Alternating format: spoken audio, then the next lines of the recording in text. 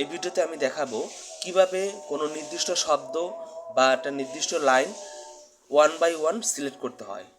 তো এটা করার জন্য আমাদের প্রথমে যেখান থেকে আমি সিলেক্ট করব সেখানে আমি কার্সর রাখবো, রেখে কিবোর্ডের শিফট বাটনের চেপে ধরবো।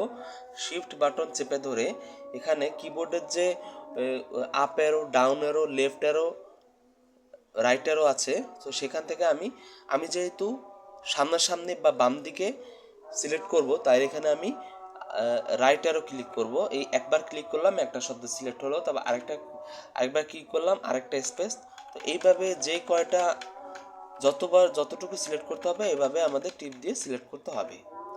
এখন আমি চাচ্ছি এই লাইনে এতটুকু সিলেক্ট করে দ্বিতীয় লাইনে ঠিক অতটুকু সিলেক্ট করতে, তাহলে আমি এই অবস্থা থেকেই ডাউন অ্যারো টিপ দেব। ডাউন অ্যারো টিপ দিলে দেখা যাচ্ছে যে আমাদের এই দা পর্যন্ত সিলেক্ট হয়ে গেছে।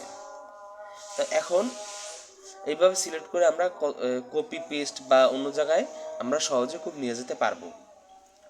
তো এইভাবে আমরা কোনো নির্দিষ্ট টেক্সট বা লাইন আমরা খুব সহজেই সিলেক্ট করতে পারি।